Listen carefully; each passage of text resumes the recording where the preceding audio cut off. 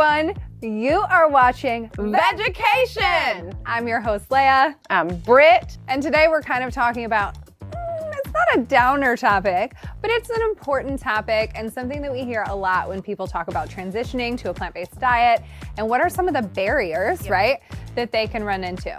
And we don't stray away from difficult conversations, hard topics. We talk about everything here on Vedgecation because we just keep it real, you know? Correct.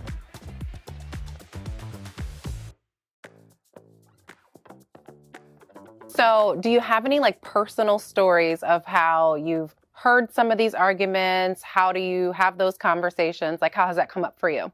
Yeah, so I've had quite a few clients that, have come to me and they talk about, number one, I don't think that I can possibly heal because I don't have the budget to buy a ton of supplements and I don't really have the budget to buy fresh food. And when we really break everything down, number one, we realize they're spending quite a bit of money on things that they don't even realize. But then also, supplements should be like 1% of where you're getting your nutritional value and where you're actually getting your nutrients every single day. Yeah. Quite honestly, like there's probably a lot of conversation around being plant-based requires like some level of privilege, right? And there's people in the world that don't have access to clean water, and maybe in a span of 10 blocks, there might be 10 liquor stores, 10 convenience stores, and no like natural food grocers. So it really is a real challenge, and there are true barriers that are faced. So I'm wondering your thoughts on those who might want to engage in this lifestyle, but they literally are like, I can't even find produce. Yeah, it is really tough. And again, I feel for anyone who's in a scenario that they don't have a lot of the same accesses that we do. I think that growing your food is becoming a new trend. Yep. And I'm really excited about that because for those of us who don't have it right here within walking distance, if we have a little bit of space, we can create a lot. So I love what you talked about growing your own food, because a lot of times people will probably think, oh, I don't even have access to land, but there are ways that you can, like, for example, hydroponics. Yes. Where you can grow your own food indoors. So I love that there's always like new, evolving, innovative ways to really just create access where access maybe didn't exist before. And I know there's a ton of organizations that are supporting a lot of green efforts and bringing fresh produce and things like that. So I definitely think that while the barriers exist, there's a lot that's happening where people are trying to close that gap a little bit. But I think that's one thing, right, is more companies are shipping fruits, they're shipping vegetables to, give easier access to everyone. But then I think you can really relate to this. When you went first plant-based, were you eating like rice, potatoes, beans? No. Yeah, what did you gravitate towards? I was like, I'm used to eating burgers and hot dogs. Where are my vegan burgers and hot dogs? Yes. If you're going back to that scenario of like, if I walked for 10, 15 blocks, all I have is a corner store, all they have is canned, what would you recommend they do with the canned beans? Yeah, I always recommend you guys washing your canned beans, even if they say pre-washed. But if canned beans are all that you have, amazing, keep it. I wouldn't be probably washing my refried beans. That would be a little bit weird. Yeah. So that would kind of be the only exception. Yeah. Same with lentils. You want to wash any lentils. I mean, we want to be washing everything. Even if our produce says triple washed, you're like, what was it triple washed with? So I recommend to everyone, if you can, use some white vinegar, let it sit for 10 to 15 minutes. It's going to be your best bet. Okay. So let's get into these facts or fiction. Yeah. And it's all going to be around plant-based, vegan lifestyle. So the first one is fact or fiction. Being plant-based is always expensive.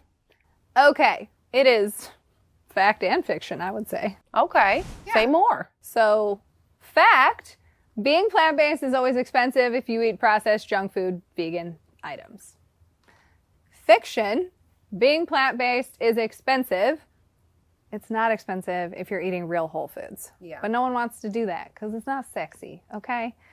But it also depends on what you're buying, right? Because we already debunked like rice and beans is pretty cheap. That's true. But no one wants to eat rice and beans and potatoes, even though they're one of the cheapest things that you can eat. Yeah, if you're trying to buy like the star fruit and the names that you don't even know are there. Like the expensive exotic Dragon fruits. Yeah, those guys. Okay, next. Fact or fiction? I'm ready. Lay it on me. Being plant-based automatically means you're going to be healthier. That's Fact and fiction again. Oh my gosh, am I tricking you? You kind of are. Because it is fact. If you're eating whole plant foods that are not processed, that come from the earth, yes, you're going to be healthier.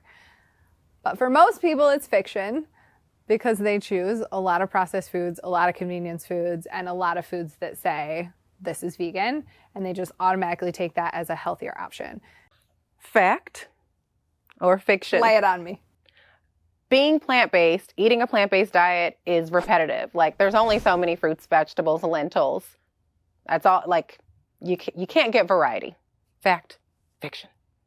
I mean, yes, there's only so many fruits, vegetables, grains, beans that you can eat. But also on a meat-based diet, right? So what did you typically eat when you were eating meat? Do you think you eat more variety now or less variety than when you only ate meat? Definitely more variety. Yeah. Because we would eat the same things. We'd have hamburgers and hot dogs. Spaghetti. We might have pasta. Yep. Mm-hmm. What's another one? Chicken casserole. So what I would say is I think there is far more variety, but we are always going to be eating the same types of foods because there's only so many foods, right? I got one more. All right. Anybody can be vegan. Anybody can eat plant-based. Like, it's one size fits all solution, right? So my mindset, my positive affirmation self says anything is possible for anyone. It is far more challenging for certain people living in certain locations, but is it impossible? No. Might it take a lot more effort? Yes. And again, the majority of people don't want to put in the effort, and that's okay. Plot twist is I did that on purpose because we like to live in the gray here on Vedgecation. We kind of do, which leads us to, this was not a gray episode. No. We love you. Thank you so much for tuning in today. We hope you learned a little something. And I know that Brit is feeling Vedgecated in the gray. We'll see you next time.